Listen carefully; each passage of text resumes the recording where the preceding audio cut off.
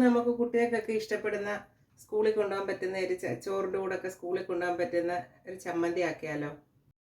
എണ്ണ ഒഴിച്ചിട്ടുണ്ട്. എണ്ണ ചൂടാകുമ്പം 5-6 വെളുത്തുള്ളി ഇച്ചിരി കൂടിപ്പോയാലും കുഴപ്പമില്ല. വെളുത്തുള്ളി ഒരു ഹാഫ് ഫ്രൈ ആകുമ്പോൾ നമുക്ക് 5-6 വറ്റൽമുളക് ഇട്ട് കൊടുക്കാം. അതുകൂടെ ഒന്ന് ഫ്രൈ ആക്കാം. വെളുത്തുള്ളി നല്ലപോലെ ഇച്ചിരി കൂടുതൽ എടുത്താലും ഗ്യാസ് പ്രോബ്ലം ഉള്ളവർക്കൊക്കെ നല്ലതാണ്.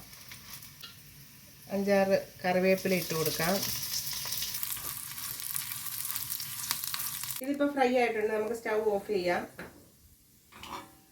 വേറെ പാത്രത്തിലോട്ട് മാറ്റാം. ഇത് ഇവിടെ ചേരം തണുക്കട്ടെ. എണ്ണ ഒഴിക്കേണ്ട ആവശ്യമില്ല. എണ്ണ അധികം ഉണ്ടെങ്കിൽ എണ്ണ അധികം വന്നിട്ടുണ്ട്. മുളക് ഇപ്പോൾ തണുത്തിട്ടുണ്ട്. നമുക്ക് ജാറിലോട്ട് ഇട്ട് കൊടുക്കാം.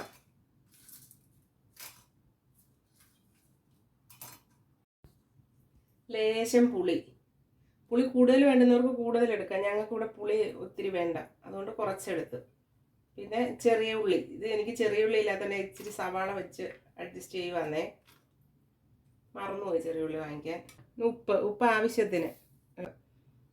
ഇനി നമുക്കിതൊന്ന് അരച്ചുകൊണ്ട് വരാം. കരിയാപ്പിലയും ഉപ്പും പുളിയും മുളകും വെളുത്തുള്ളിയും എല്ലാം ഇവിടെ അരഞ്ഞിട്ടുണ്ട്. ഇനി നമുക്ക് ആവശ്യത്തിന് തേങ്ങ ഇട്ട് കൊടുക്കാം. ഫ്രിഡ്ജിൽ വെക്കുന്ന തേങ്ങയ്ക്ക് ടേസ്റ്റ് കുറയും. അതുകൊണ്ട് നമ്മൾ ഫ്രഷായിട്ട് തിരുമ്മി വെച്ച തേങ്ങയാണ്. ആവശ്യാനുസരണം തേങ്ങ ഇട്ട് കൊടുക്കാം. തേങ്ങ അതിനകത്ത് ഇട്ട് കൊടുത്തിട്ട് നമുക്ക് ഒന്നുകൂടെ അരയ്ക്കാം.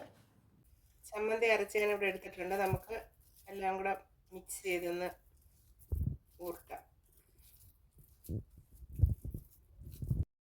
നല്ല സ്വാദിഷ്ടമായ ചമ്മന്തി റെഡി. കണ്ട, കരിയാപ്പില ആ വെളുത്തുള്ളി വറക്കുന്നതുകൊണ്ട് ആ വെളുത്തുള്ളിയുടെ ടേസ്റ്റൊക്കെ നല്ലതുപോലെ ഉണ്ട്. നല്ല ചുട്ടരച്ച, പണ്ടത്തെ കാലത്ത് നമ്മൾ ചുട്ടരച്ച ചമ്മന്തി വെക്കത്തില്ല, ആ ഒരു തേങ്ങ ചുടാതെ തന്നെ ആ ഒരു ടേസ്റ്റ് വെളുത്തുള്ളി വറക്കുന്നതുകൊണ്ട് കിട്ടും. നല്ല പിള്ളേർക്കെല്ലാം ഇഷ്ടപ്പെടും. നിങ്ങളൊന്ന് ഉണ്ടാക്കി നോക്കണേ.